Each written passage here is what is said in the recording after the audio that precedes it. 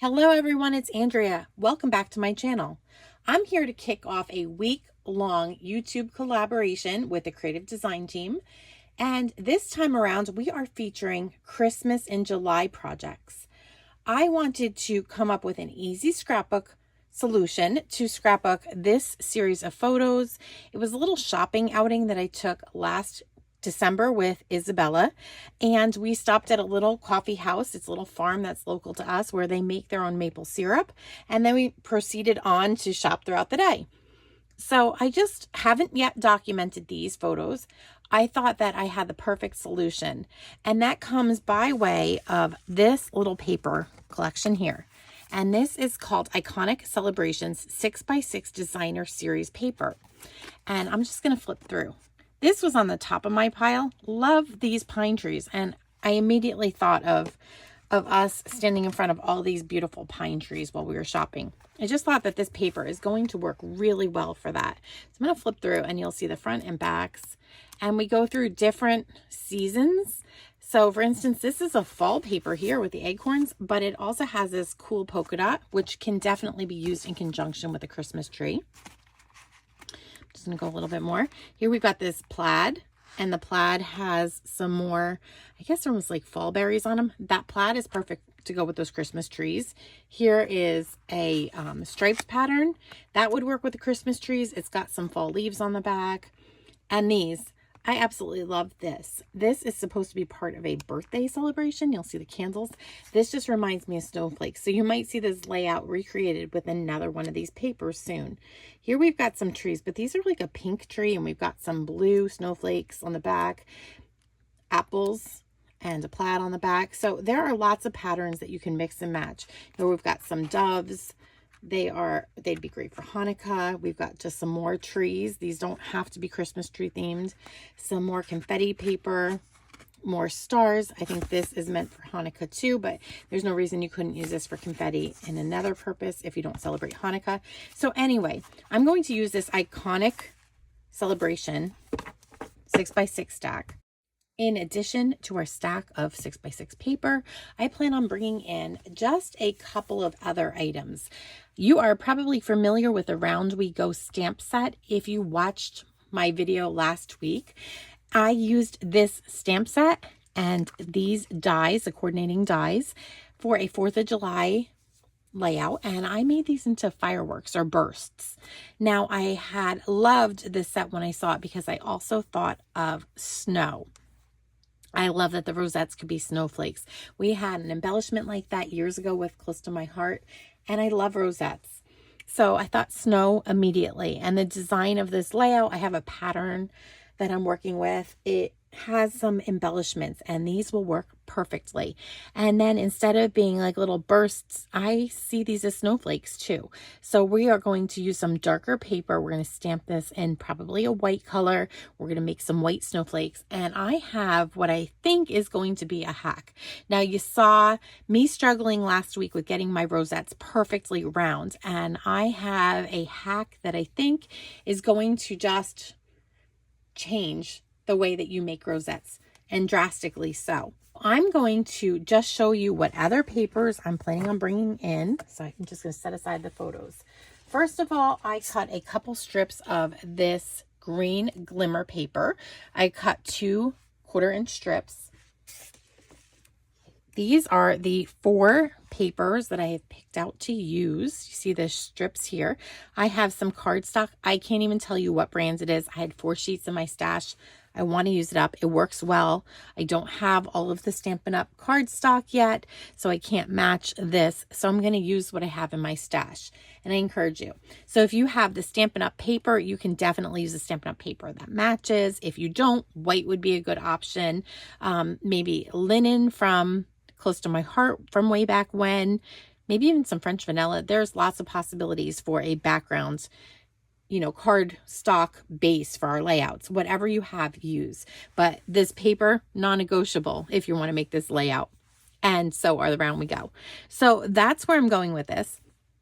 I don't even have to cut these squares. What I'm going to do is use a piece of scarlet cardstock because I felt like that was the closest match to this polka dot paper. Like I said, the polka dot paper wasn't a Christmas line. It was backing a fall paper, but we're going to bring that in and use it. I'm going to back some of my photos, and then we're going to come back. We're going to stamp. We're going to assemble the layout, and I'm going to show you that rosette hack. I might have told you a slight fib when I said that we were done with a trimmer. Actually, we do need to trim just 2 pieces of our patterned cardstock, and it's just one simple trim. We're going to, I put both pieces together. We're going to lay it on our paper trimmer, and we are going to put it at the 4-inch mark. Let me trim down because I need 2 pieces like this, and they are going to span across both pages, the left and right. So I needed to make that cut. So we've got a 4-inch piece and a 2-inch piece from our 6x6 square. Now I think we are done with our paper trimming days, and I'm in fact going to just scooch all of these papers off. I am bringing in some white daisy ink. Now, Stampin' Up does have a white pigment ink that is very similar to White Daisy. I have not invested in it yet. My White Daisy is juicy. I've invested in a lot of colors, and for now, this is hitting the mark on what I need. I am going to just look at my glass mat here. I have an imaginary 2-inch line, and that is where my papers and my photos are going to be, on the giving me a 2-inch border on the outer left edge and a 2-inch border on the outer right edge. So I know that I need to do a little stamping down in this area and over here.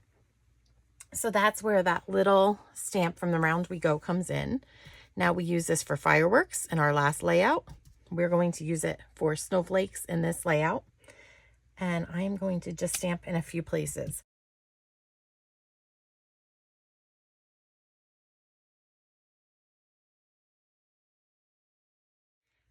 And while I am letting these dry, I'm going to show you my hack, okay? So let's set these aside. I'm going to be careful not to overlap the ink while this dries. It'll just take a moment or so to dry. Let's bring in our pinwheel pieces. This is the way that I always start. I've got an extra here. Let me take that away. I always keep my scalloped edge on the left-hand side, and I always keep the pointy piece on the right-hand side.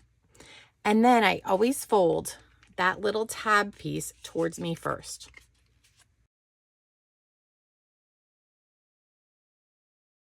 So now I have 2 that are exactly the same.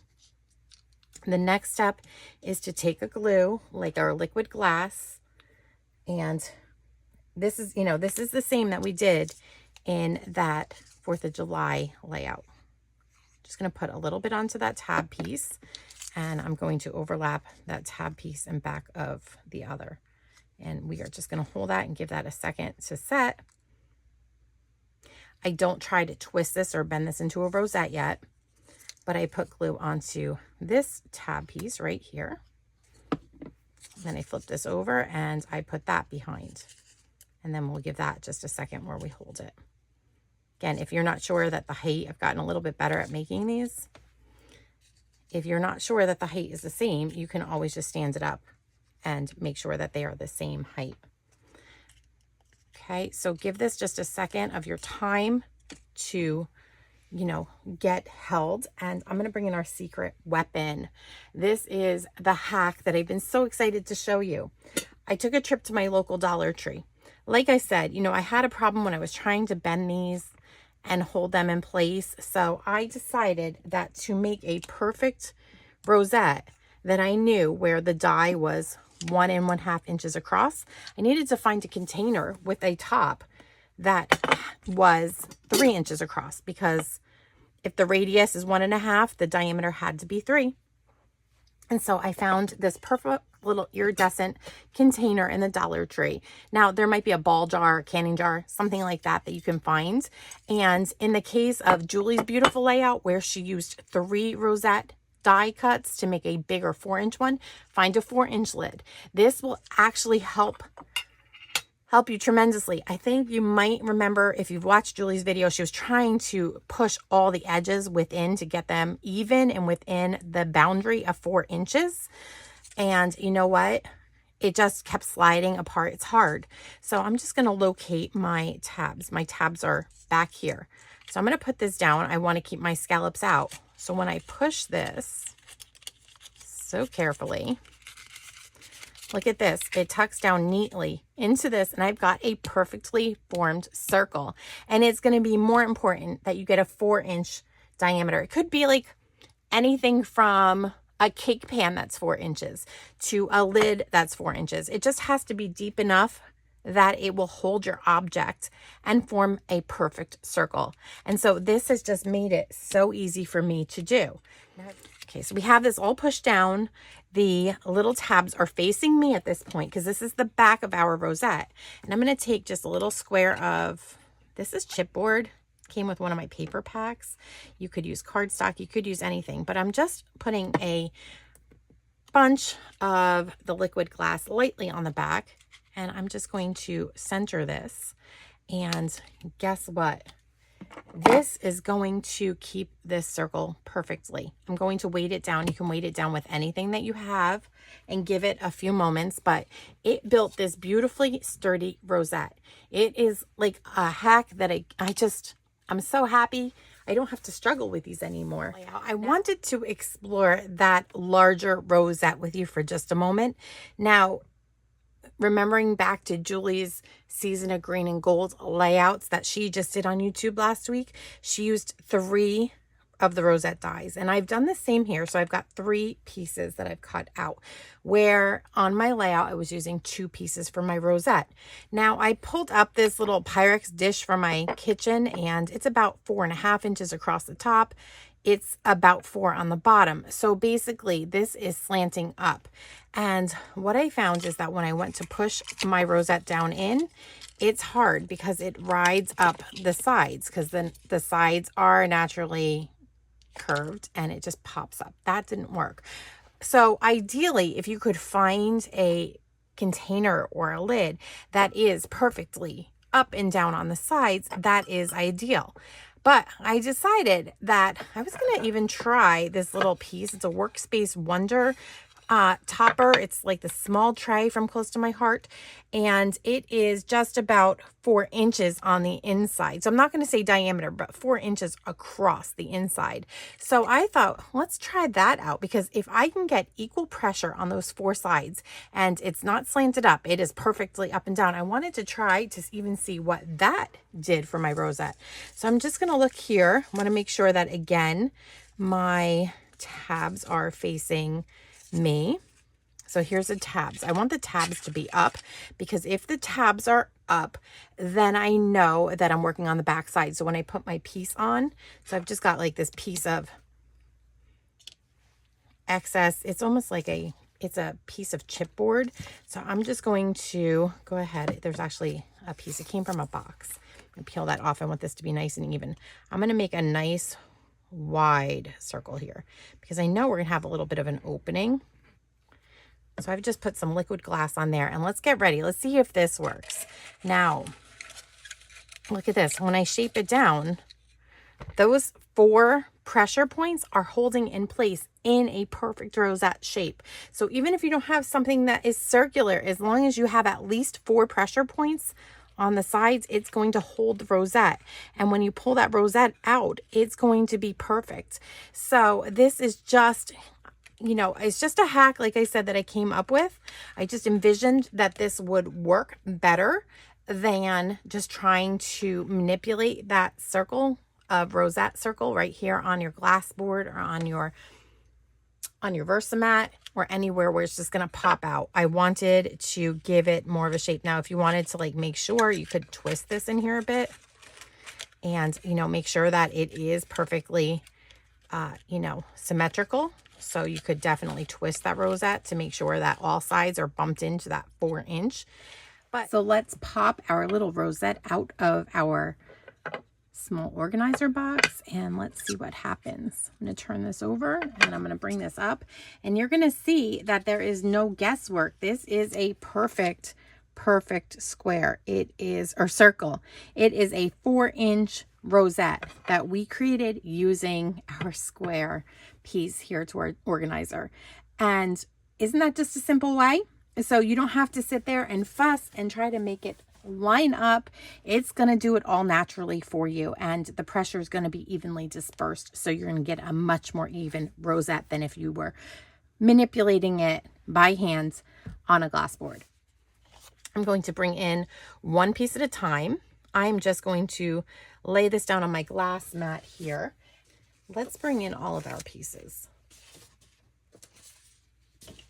for this page. And I think this is the best way to start. Instead of putting a piece on the inside where we're not sure that we've made the cut 100% right, I'm going to start with a smaller cut, and we're going to put that on the outside of the page. So that is going to go on my top right inside.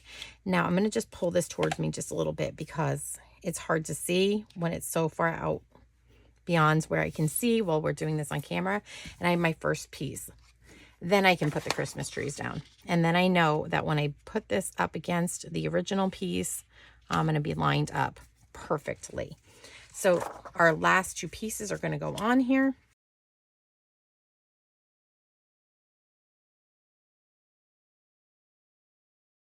Look, everybody, we got a perfectly lined up piece. Next, I'm going to just bring in that little piece of Glimmer cardstock. And I like to run these skinny pieces with a little couple dots of liquid glass or the adhesive of your choice. That's liquid. I mean, you could go ahead and struggle with your tape runner and try to put it down, but sometimes the little pieces of glue go beyond my boundary, and then I end up with like little glue showing. So I like the liquid glue. You can slide it around a little bit easier if you need to raise it up or down. It's just easy. And I like that we've got this little bit of shimmer. And I'm just seeing how this lines up. And in fact, I probably should have flipped this piece around. I'm going to see if I can. I want this pattern to kind of go seamlessly across.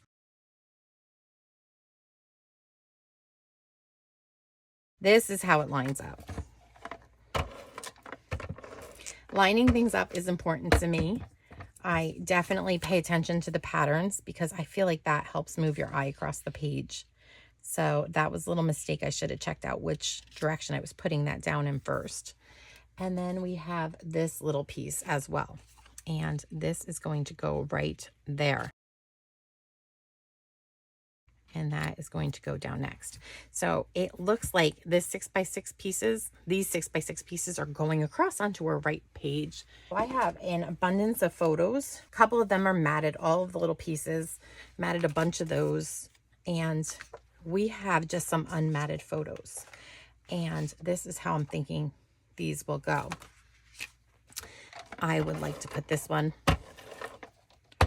up here on the top. These are not matted. This is going to go right next to the piece here. This farm, it was just, oh, they had like the most delicious sugary lattes because it was made with their homemade maple syrup. And they had grilled cheese paninis. They had waffles. They had all different things. So you could get anything that your heart desired. Sweet, not sweet. And they had the most adorable little boutique. You could purchase their maple syrup, but they also had lots of cooking items and giftables. And it was just a really fun part of our day that day. So we ordered ourselves some lattes and we had some waffles and grilled cheese. You'll see in the photo, we split some things, and it's always fun when I go out, and I love to split so I get to taste different things. Anyhow, we're going to seal that up with the liquid glue again. And I'm just going to do this on my glass board. I hope that this is in your line of sight, but I don't want to do the liquid glass over the photo. So I'm doing it down here on my glass board. And then we're just going to pick this up. Try not to put our fingers in the glue. And this last piece is just going to seal up these photos as a cute little design element. So we've got some balance on either side.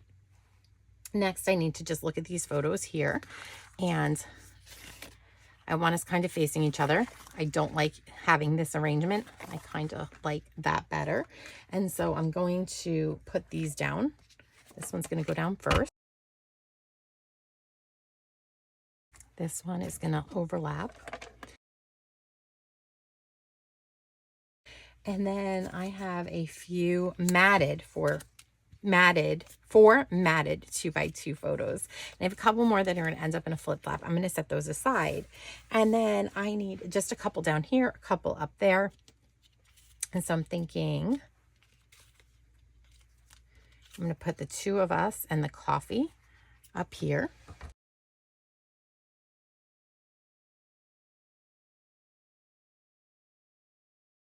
And these guys are going to go down here. I think that having that arrangement, I like that cluster because we've got, you know, a balance here, a balance here. I like the way that that looks. This makes me feel good about this page. Now let's take a look at our embellishments again. This is one of the big embellishments. So let's see where that goes. I'm thinking maybe there, the title might end up going somewhere more in this area for me. I'm thinking this is where I feel it, and I can still do a couple journaling strips over here.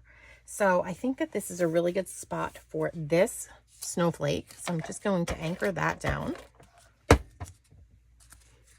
And we're going to let that seal up the seam between, you know, the pine trees and the plaid. And I like that.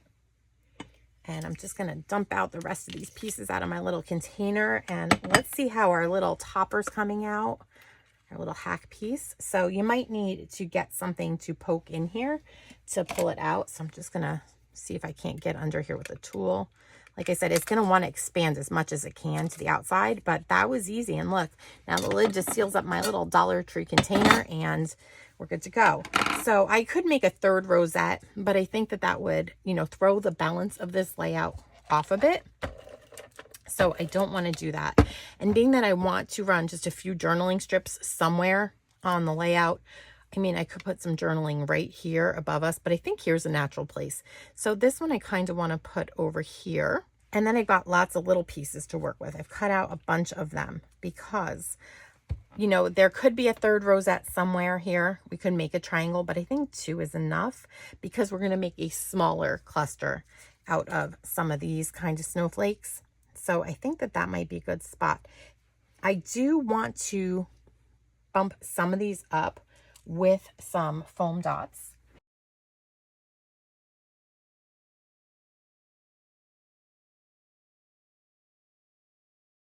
The next decision I have to make is which center I want on my rosette.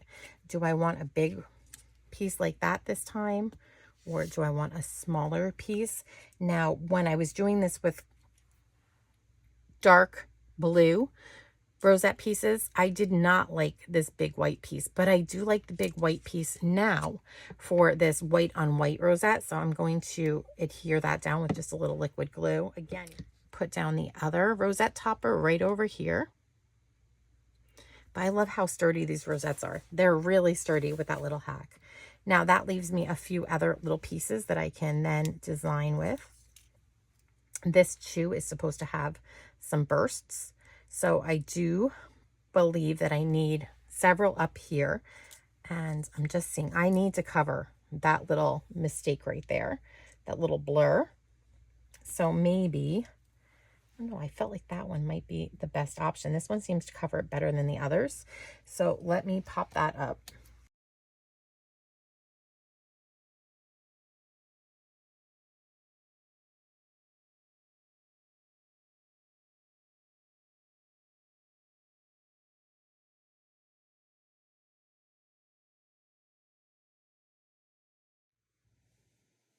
My layout's complete.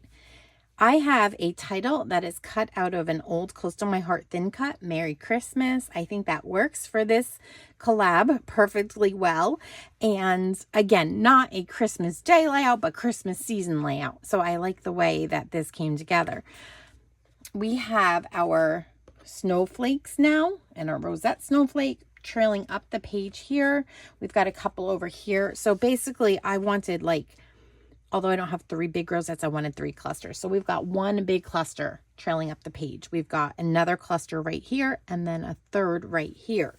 I also decided to bring in those elements. These are those brads that I stash dove for a few weeks ago. I used the bronzy ones in another layout, but I decided to once again cut the backs off of these. So you can see how I did it in the other video. I rocked the brad tabs back and forth until they broke, and then I just put a foam dot in the middle. And then that allowed me to stick that down flush with the page. So I've used up a bunch of the gold ones. I know I said I didn't want a ton of bling. These are a subtle bling, but I just needed something more than the snowflakes here. And I think that these sealed the deal. Also, I decided that instead of just the 2 strips of the Glimmer cardstock, decided to cut a third, and I put it right here. And I just feel like that balanced out the layout better. It was just such a long span between this side and this side not to have any glimmer in the middle. So I just needed that little pop there as well, just to delineate the paper patterned cardstock here from the photos. It just really needed that badly. So I decided to, have a little creative license and just pull that in. All in all, I just love the details. I love that you can use these rosettes for anything, fireworks to snowflakes to birthday celebrations. I love the little bursts again here. They look like snow on this page. They look like flurries to me, but they definitely could serve the purpose of bursts of fireworks and color, depending on what you stamped them with. So this set is one of those sets that I feel I'll be diving into again and again throughout, my layouts for all different purposes. And I think I might even, use this for home decor purposes too. Maybe we'll explore doing a banner here and there with these pieces, especially now that we know that we can make the rosettes so easily in a bigger scale. I hope that you've had fun, and I hope that this hack is going to have you creating lots of rosettes. I will link all of the products that I have used that are available from Stampin' Up down below in my video's description. And then I will also have the playlist for you to click on right here at the end of the video so that you can see all of the other girls' videos as they're available throughout the week. So if you're new to my channel, I hope that you stop and hit that subscribe button, hit the notification bell so you don't miss any of my upcoming projects. And I hope that you have been inspired here today to get creative. Thanks for watching and have a creative day.